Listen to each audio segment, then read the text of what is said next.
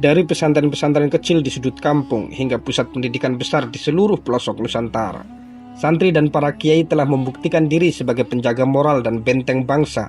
Tak hanya belajar agama, santri menyerap nilai-nilai perjuangan dari para kiai mereka, menjadikan pesantren bukan sekedar lembaga pendidikan, tetapi juga pusat pergerakan yang memainkan peran penting dalam kemerdekaan Indonesia.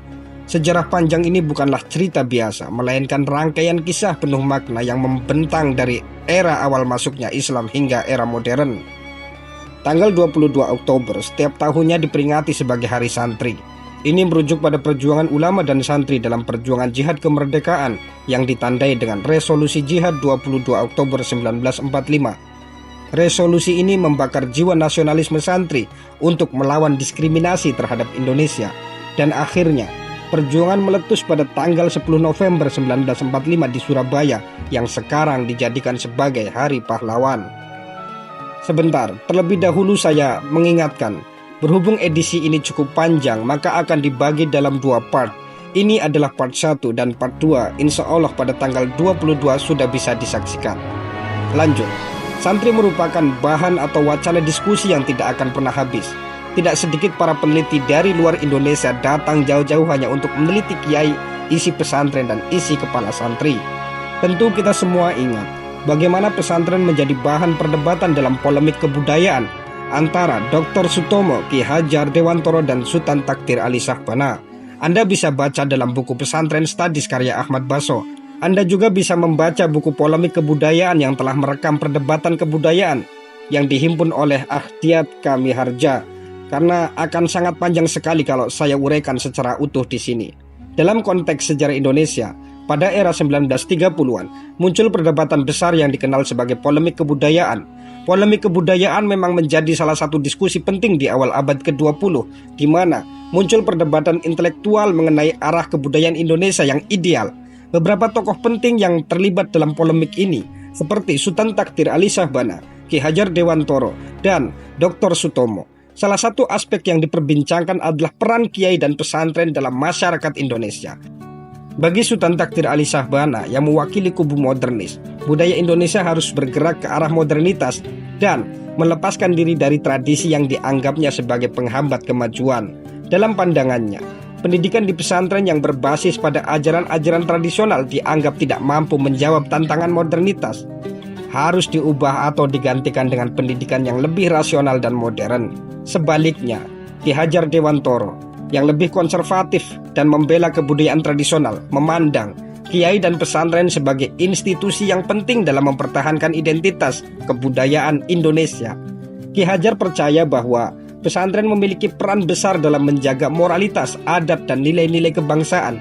Baginya, pendidikan yang diberikan oleh kiai di pesantren adalah bagian tak terpisahkan dari pembentukan karakter dan jiwa bangsa Indonesia yang tidak boleh digantikan oleh pendidikan barat yang sepenuhnya sekuler. Di sisi lain, Dr. Sutomo, salah satu tokoh pergerakan yang aktif di Budi Utomo, mengambil posisi di antara dua kubu ini. Ia melihat pentingnya tradisi, namun juga menyadari perlunya modernisasi. Dr. Sutomo mengusulkan pesantren harus beradaptasi dengan tuntutan zaman tanpa kehilangan esensi ajaran Islam yang diajarkan oleh kiai. Baginya, pendidikan agama di pesantren harus tetap ada, namun perlu dilengkapi dengan pengetahuan umum dan keterampilan yang relevan dengan kebutuhan masyarakat modern. Karena Anda bisa lihat bagaimana pikiran-pikiran cerdas para kiai itu. Anda bisa saksikan bagaimana santri-santri dalam semangatnya untuk belajar. Perdebatan ini menunjukkan bahwa pesantren tidak hanya dilihat sebagai lembaga pendidikan agama, tetapi juga sebagai pusat perdebatan intelektual tentang masa depan kebudayaan Indonesia. Sultan Takdir yang menginginkan modernitas penuh, Ki Hajar yang mempertahankan tradisi, dan Sutomo yang mencari titik temu antara keduanya, memberikan gambaran yang kompleks tentang bagaimana peran kiai dan pesantren dipersepsikan di masa awal pembentukan identitas kebangsaan Indonesia. Sebelum melangkah lebih jauh, kita lihat dulu data tentang pesantren dan santri. Menurut data Kementerian Agama menunjukkan jumlah pesantren di Indonesia pada tahun 2024 mencapai 41.220. Angka ini meningkat tajam dari sekitar 29.000 pesantren di tahun 2019.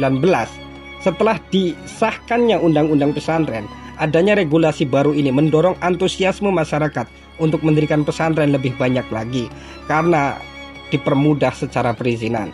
Sementara itu, jumlah santri pada tahun ajaran 2020 atau 2021 tercatat sebanyak 4.370.000 yang tersebar di 30.494 pesantren di seluruh Indonesia.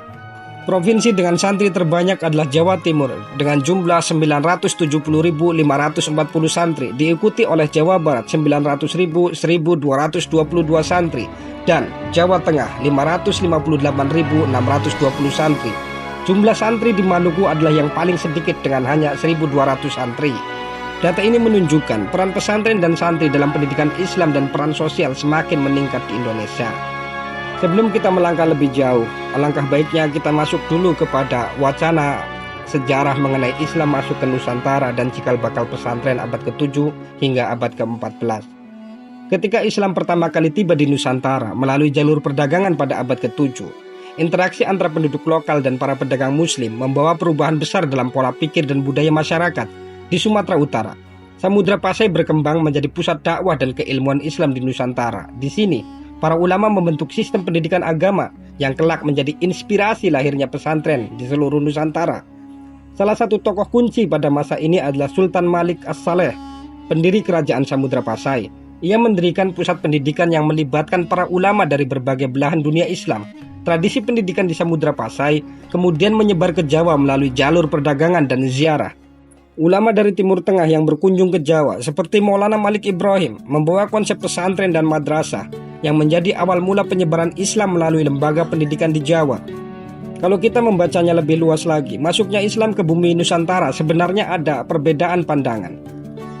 Pandangan Wycliffe dalam bukunya A History of Modern Indonesia, Wycliffe mengusulkan bahwa Islam mulai masuk ke Nusantara pada awal abad ke-13. Pendapat ini didukung oleh penemuan makam Malik As-Saleh, seorang penguasa di Samudra Pasai yang wafat pada tahun 1297 Masehi.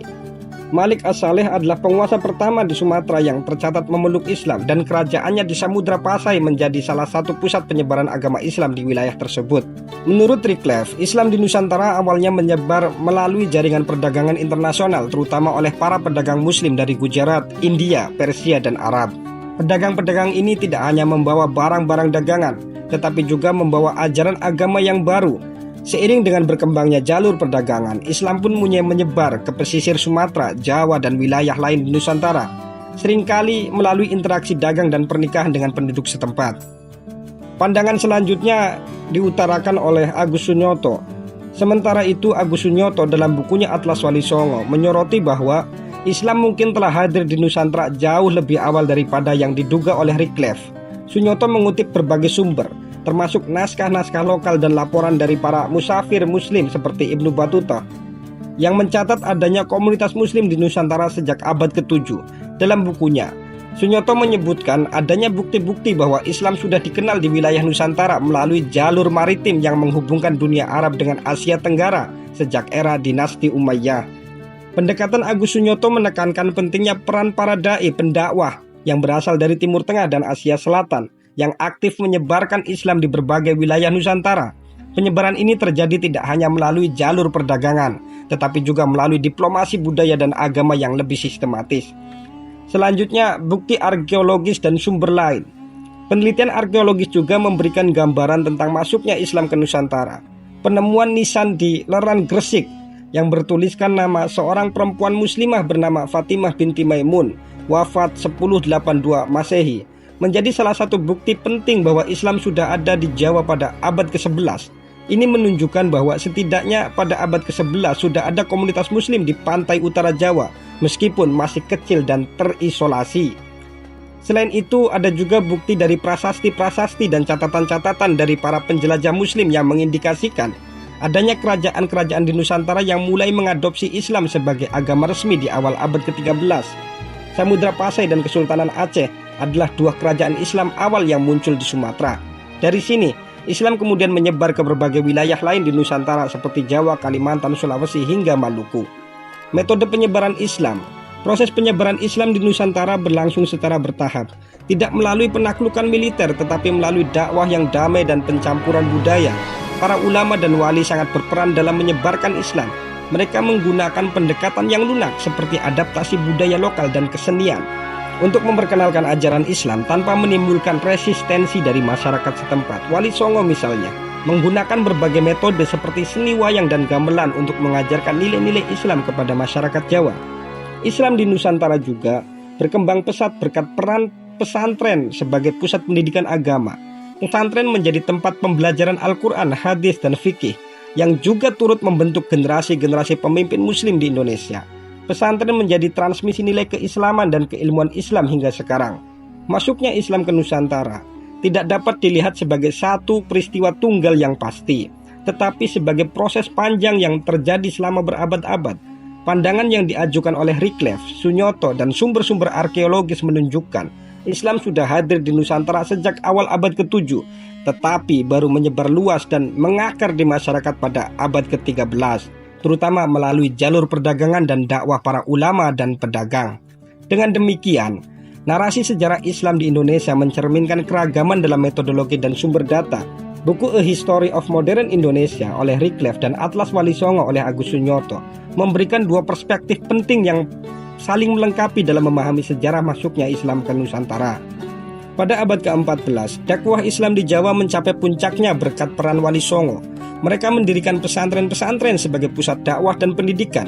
Sunan Ampel yang mendirikan pesantren Ampel Denta di Surabaya adalah salah satu pionir yang menyebarkan Islam di Jawa. Pesantren ini menjadi tempat pendidikan para santri yang kelak menjadi pemimpin Islam di Nusantara seperti Sunan Giri. Sunan Giri yang mendirikan pesantren Giri di Gresik dikenal sebagai tokoh yang melahirkan banyak santri yang kemudian menyebarkan Islam ke berbagai daerah di Nusantara, termasuk ke Maluku, Kalimantan, dan Sulawesi. Pesantren Giri menjadi pusat pendidikan yang melahirkan generasi ulama yang berpengaruh, seperti Fatahillah yang berperan dalam mempertahankan Sunda Kelapa dari Portugis. Para wali Songo menulis dan menghasilkan karya. Mereka hadir di desa-desa, masyarakat pada wawasan keislaman dan kenusantaraan sekaligus. Kegiatan tulis-menulis adalah awal membangun peradaban tersebut. Selain untuk merawat tradisi yang sudah berkembang di kalangan masyarakat, juga untuk memelihara segenap potensi dan kekuatan peradaban bangsa ini. Peradaban ini dijaga dan dilestarikan melalui kegiatan kebudayaan dan kesastraan dalam bentuk tulis-menulis, kemudian melahirkan sejumlah karya dan khasanah. Sebelum Muhammadiyah dan NU berdiri 1926, jauh sebelum itu perjuangan yang mengatasnamakan diri sebagai kaum santri sudah meletup. Perang Kedongdong 1802 hingga 1818 di Cirebon, Perang Diponegoro 1825-1830, dan Perang Aceh 1875-1903. Perang-perang itu merupakan perlawanan bersenjata kaum santri melawan imperialis Belanda yang berakhir dengan pencaplokan wilayah-wilayah tersebut ke dalam kontrol Belanda dan konsolidasi kekuasaannya terhadap wilayah Nusantara. Peperangan-peperangan ini telah menguras kekayaan Belanda, sehingga mereka melaksanakan sistem tanam paksa untuk menanggulangi kerugian. Kebijakan yang dimulai 1830 ini memperkaya Belanda, memiskinkan pribumi dan berpihak pada kelompok minoritas Arab dan Cina. Namun, dari tanam paksa muncul kesadaran sebagian birokrat Belanda terhadap utang budi kepada bumi pertiwi. Terlahir istilah politik etis. Belanda memfasilitasi pendidikan untuk pribumi, tapi akses pendidikan ini hanya bisa dijangkau oleh mereka para priayi, sedangkan masyarakat bawah sama sekali tidak menerima pendidikan. Dan pesantren sebagai lembaga pendidikan merakyat menampung semua lapisan masyarakat untuk belajar. Singkat cerita, dari sinilah terjadi pembatas antara elit priayi, elit abangan, dan elit santri, melahirkan dualisme sistem pendidikan. Ketika Belanda mulai mengkukuhkan kekuasaannya di Nusantara, pesantren dan para kiai menjadi benteng perlawanan yang gigih. Pada masa Perang Diponegoro 1825-1830, peran pesantren sangat signifikan. Pangeran Diponegoro sendiri adalah seorang santri yang dididik dalam tradisi pesantren, dan ia memimpin salah satu perlawanan terbesar terhadap Belanda dengan dukungan para ulama dan santri. Pesantren-pesantren menjadi tempat konsolidasi kekuatan melawan penjajah. Di antaranya pesantren Kiai Mojo, salah satu tempat strategis dalam perencanaan perlawanan Pangeran Diponegoro. Kiai Mojo, seorang pemimpin spiritual, menjadi tokoh sentral yang menggerakkan santri-santri dalam jihad melawan kolonialisme Belanda. Perang Kedongdong yang terjadi di Cirebon memiliki keterkaitan dengan perlawanan kaum santri dan ulama setempat. Perang ini dipicu oleh kebijakan kolonial Belanda yang menindas rakyat, terutama petani, dengan berbagai pajak dan upaya yang menguasai tanah-tanah pertanian. Banyak dari kalangan santri yang dipimpin oleh para kiai turut terlibat dalam perlawanan ini karena mereka berada di garis depan dalam melindungi kepentingan rakyat kecil. Perang Kedongdong juga melibatkan tokoh-tokoh ulama dan santri yang berusaha melawan kebijakan ekonomi Belanda yang memiskinkan rakyat. Perlawanan ini dipimpin oleh kiai dan tokoh lokal seperti Ki Bagus Rangin dan Ki Bagus Serit yang menggerakkan kaum santri dan masyarakat petani untuk melawan Belanda. Gerakan ini menunjukkan bagaimana perlawanan santri dan ulama terhadap penjajahan sudah berlangsung jauh sebelum era kemerdekaan dan tidak hanya terbatas pada wilayah-wilayah yang lebih dikenal seperti Jawa Timur atau Aceh. Para santri yang terlibat dalam perjuangan kemerdekaan tidak hanya bertempur dengan senjata, tetapi juga berperan dalam memberikan semangat kepada rakyat melalui ajaran-ajaran agama yang menginspirasi keberanian melawan penjajah. Organisasi-organisasi santri seperti NU dan Muhammadiyah juga aktif dalam mendukung proses kemerdekaan, baik melalui jalur pendidikan, diplomasi, maupun perlawanan bersenjata. Awal abad ke-20 menjadi periode penting bagi kebangkitan Islam dan nasionalisme. Para santri dan kiai mulai mendirikan organisasi massa untuk memperjuangkan pendidikan, sosial, dan politik. Salah satu ormas paling berpengaruh adalah Nahdlatul Ulama yang didirikan oleh Hadratus Syekh Hasyim Asy'ari pada tahun 1926 di Jombang. NU lahir sebagai respon terhadap modernisasi dan kolonialisme. Pesantren-pesantren yang tergabung dalam NU berperan penting dalam pendidikan agama dan sosial, serta menjaga nilai-nilai Islam tradisional. Selain itu, Muhammadiyah yang didirikan oleh Kiai Haji Ahmad Dahlan pada tahun 1912 memainkan peran besar dalam memperkenalkan pendidikan modern yang tetap berbasis nilai-nilai Islam. Pandangan terhadap pesantren dan santri dari para ulama internasional serta peneliti barat mencerminkan pesantren bukan hanya sebagai lembaga pendidikan agama, tetapi juga sebagai institusi sosial yang berpengaruh dalam pembentukan karakter bangsa. Dalam kajian mereka, pesantren dipandang sebagai model pendidikan yang khas, yang menggabungkan nilai-nilai agama dan nasionalisme, serta memainkan peran kunci dalam mempertahankan stabilitas sosial dan kultural di Indonesia. Yang pertama ada pandangan dari Yusuf Qaradawi. Yusuf Qaradawi, salah satu ulama kontemporer terkemuka dari Mesir, memandang pesantren di Indonesia sebagai salah satu model pendidikan yang efektif dalam membentuk pemahaman Islam yang moderat dan toleran. Menurutnya, pendidikan pesantren mampu menjaga keseimbangan antara pengajaran Islam yang kuat dan penerimaan terhadap keberagaman budaya setempat.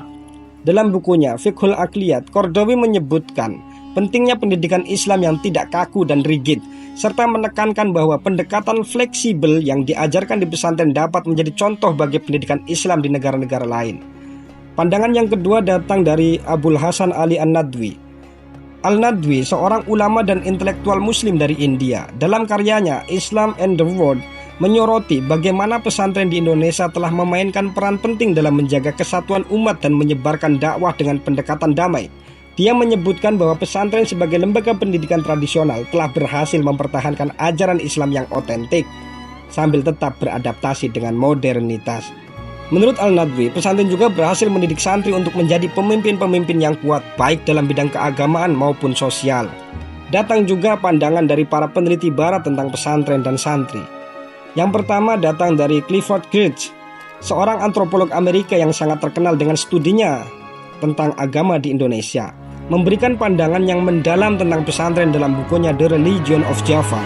Geertz membagi masyarakat muslim di Jawa menjadi 3 kategori besar: abangan, santri, dan priyayi. Dalam pandangannya, santri adalah kelompok yang paling terkait dengan pesantren, yang menjadikan pesantren sebagai pusat pendidikan dan pembinaan moral.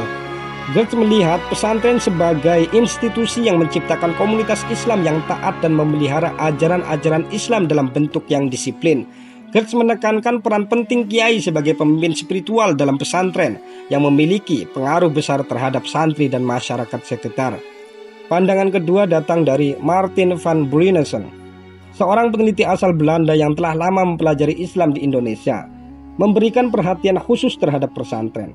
Dalam bukunya Kitab Kuning Pesantren dan Tarekat, Van Bruynesen menyoroti bagaimana pesantren merupakan pusat pendidikan tradisional yang memainkan peran penting dalam menyebarkan kitab-kitab klasik atau kitab kuning yang menjadi fondasi bagi pemahaman Islam di Indonesia. Menurut Bruynesen, pesantren memiliki ciri khas karena selain mendidik santri dalam bidang agama, mereka juga membentuk karakter santri untuk memiliki tanggung jawab sosial yang tinggi. Ia juga mencatat bahwa pesantren memainkan peran kunci dalam pembentukan gerakan nasionalis di Indonesia, terutama pada masa penjajahan. Pandangan yang ketiga datang dari Greg Barton, seorang peneliti dari Australia. Dalam karyanya Indonesia Struggle, Jemaah Islamiyah and the Soul of Islam, membahas peran pesantren dalam membentuk wajah Islam moderat di Indonesia. Barton berpendapat bahwa pesantren merupakan benteng utama dalam menahan penyebaran radikalisme di Indonesia. Pesantren mengajarkan santri untuk memahami Islam dengan pendekatan yang moderat dan kontekstual. Barton mengakui bahwa pesantren, terutama pesantren besar seperti Nahdlatul Ulama, memainkan peran vital dalam menjaga harmoni antara Islam dan demokrasi di Indonesia. Pesantren juga dipandang sebagai institusi yang mampu menjaga kohesi sosial dan budaya di tengah masyarakat yang beragam. Peneliti seperti Robert Hefner dalam bukunya Civil Islam menekankan bahwa pesantren tidak hanya berfungsi sebagai lembaga pendidikan agama, tetapi juga sebagai pusat kebudayaan dan komunitas. Pesantren mampu menyebarkan nilai-nilai agama yang moderat dan progresif, serta berkontribusi dalam menciptakan tatanan sosial yang harmonis. Pesantren juga terbukti mampu menjaga stabilitas di masa-masa sulit, termasuk selama masa kolonial dan pada periode awal kemerdekaan Indonesia, di mana banyak santri dan kiai yang ikut berjuang melawan penjajah. Pesantren di Indonesia telah mendapatkan pengakuan luas di kalangan ulama internasional dan peneliti barat sebagai model pendidikan yang mampu menciptakan keseimbangan antara nilai-nilai agama dan kehidupan modern. Ulama internasional seperti Yusuf Qaradawi dan Abu Hasan Ali An-Nadwi mengakui pesantren sebagai lembaga yang efektif dalam mendidik generasi muslim yang moderat. Sementara itu, peneliti barat seperti Clifford Geertz, Martin van Bruynesen, dan Greg Barton memberikan apresiasi terhadap pesantren sebagai institusi yang berhasil mempertahankan tradisi sekaligus membuka diri terhadap perubahan. Menurut Clifford Geertz, dalam bukunya The Religion of Java menuliskan, istilah santri mempunyai dua arti. Pertama, santri adalah murid-murid pesantren. Kedua, santri memiliki arti lebih luas, mencakup seluruh kaum muslimin yang taat, baik tradisional maupun modernis. Melihat istilah Clifford Geertz tersebut, berarti telah jelas kita mempunyai hak untuk mengaku diri kita adalah santri. Santri yang mesantren atau santri kalong atau santri medsos adalah santri. Sebagai santri sejatinya harus mengingat-ingat bagaimana model Islam yang berkembang di bumi Nusantara ini. Damai, tentram, aman, nyaman, dan kita sebagai santri sekarang harus terus menyemarakan perdamaian. Mengawal bangsa Indonesia sekarang, para santri harus melakukannya dari berbagai sisi. Sisi ekonomi, santri harus pintar-pintar dalam berwirausaha dan membantu sesamanya sebagai distribusi kekayaan untuk mengurai kemiskinan. Sisi sosial, merajut kembali solidaritas, toleransi, dan pemahaman multikulturalisme agar kita semua bisa hidup berdampingan secara damai. Sisi politik, menjadi politisi praktis atau sebagai rakyat subjek dan objek politik harus mengedepankan politik rahmatan lil alamin, tidak menghalalkan segala cara untuk membela kekuasaan dan partainya, karena menurut Gus Dur tidak ada jabatan atau kekuasaan yang harus dipertahankan mati-matian. Dari sisi budaya, mengedepankan kekuatan nalar dan menghormati suku dan budaya lain sebagai strategi untuk terus menjaga keutuhan bangsa. Sedangkan sisi hukum, mentaati aturan yang telah disepakati, aturan hukum negara ataupun aturan di lingkungan kita sendiri dengan tujuan mengurai kebiasaan meremehkan hukum. Dan dari sisi keagamaan, meminimalisir gesekan antar golongan atau agama, meminimalisir konflik, dan menebarkan perdamaian, berdakwah secara bijaksana lalu berlaku baik dengan siapapun. Sisi-sisi itulah yang harus dibangun dan terus dirajut oleh santri. Di era ruwet ini, santri tetap akan menjadi solusi terbarukan. Santri bukan hanya penjaga tradisi tetapi juga agen perubahan. Dari masa awal masuknya Islam di Nusantara hingga era modern, peran santri dan pesantren dalam menjaga moralitas, mempertahankan kedaulatan, dan membangun bangsa tidak dapat dipungkiri. Kisah perjuangan para santri adalah kisah kita semua, yang tak hanya tertulis dalam sejarah, tetapi juga tertanam dalam jiwa dan semangat bangsa Indonesia. Di hari santri ini, kita semua diingatkan bahwa semangat juang, keikhlasan, dan kebijaksanaan para santri harus terus hidup dalam perjuangan kita untuk membangun Indonesia yang lebih baik. Teman-teman santri, Tetap setia di sini menunggu part 2. Sampai jumpa di Lingkar Jejak selanjutnya.